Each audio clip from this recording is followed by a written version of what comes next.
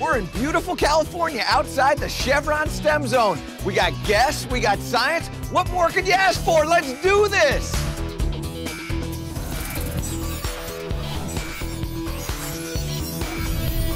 The Golf Fix with Michael Breed. Brought to you by Sky Caddy.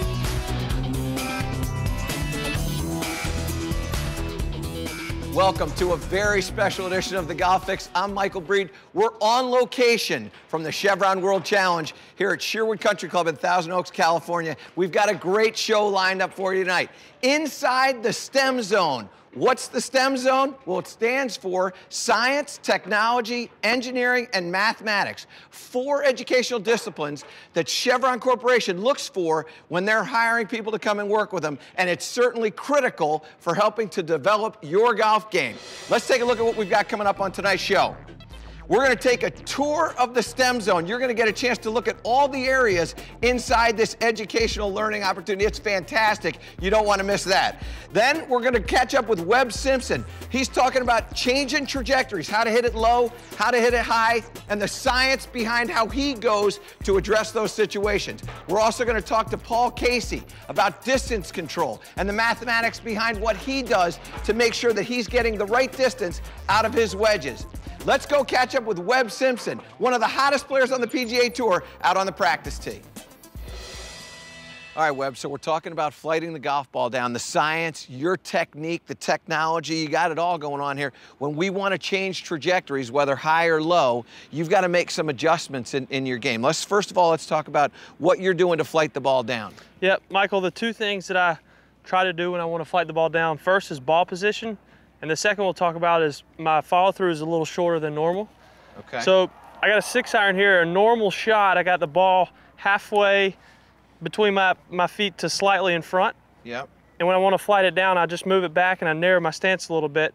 And by narrowing my stance, it's just easier for me to turn around my body. So your stance might be hip wide normally, and then when you go to this, you might be 1 footprint inside of hip maybe wide. A third less. Okay. And as you can see, when I put the ball there, that club shut down a little bit, so I'm automatically going to get the ball down. So you're not doing anything with shifting your weight forward or doing anything of that. You're just narrowing it up like this, and that's going to change the angle of approach for you. That's sort of the science. We've got to de-loft it and create a little bit more downward attack. Absolutely. I mean, if you think about it, if I even went here outside my body, the only thing that's happening here is that club's getting to the ball quicker. And so it's going to be more shut down, and vice versa. If I went here, it's going to take longer for that club to get to the ball, and as you can see, the face is more open. All right, beautiful. All right, so let's hit one where we fight this a little low.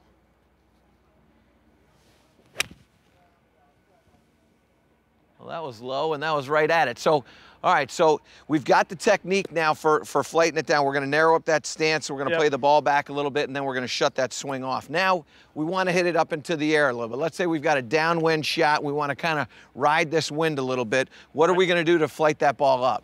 2 things I do. First, again, is ball position. I bump it up a couple of inches.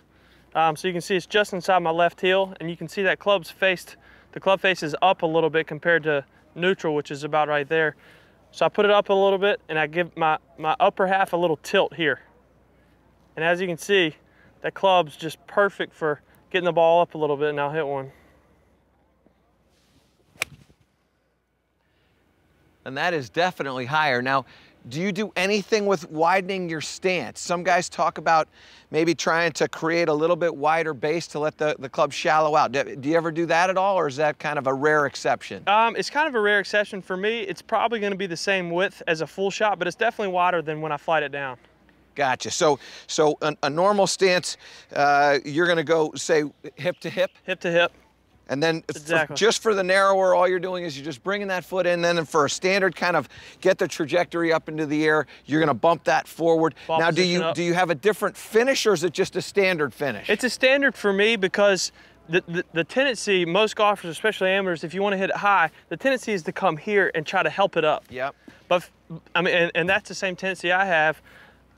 But when I get here and I use my tilt, that's my the same kind of feeling as wanting to help it up. So once I get that tilt, my motion is trying to get through that golf ball because that club's already open. Gotcha. Now, speak to the differences of why you would want to flight the ball down. What are the conditions or situations that would cause you to want to flight it lower? Well, the first obviously is wind.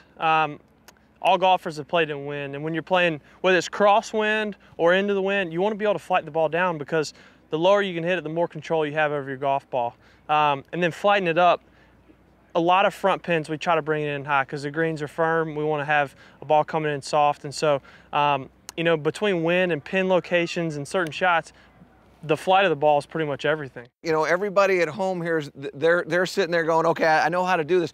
If you had a favorite shot you were going to hit of those two, are you more comfortable in flighting that thing lower, or are you more comfortable in trying to get that up into the air? When the pressure's on, I like to flight it down. I feel like I have more control, less chance of it being able to get offline. I have more spin control when I go up with it, but you'll see me, I mean, if it's a pressure-packed situation, unless the pin's front, you'll see me getting that ball back in my stance. Yeah, okay, so we got a pressure situation. We've got 2 cameras and about 16 people around, so this is tight for you now, okay?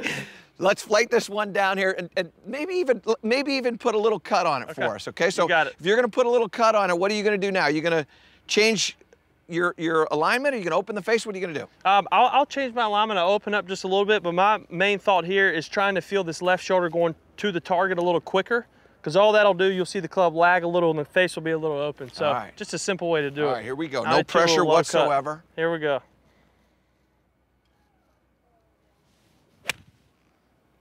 There it is, starting it down, just letting that thing fall to the right.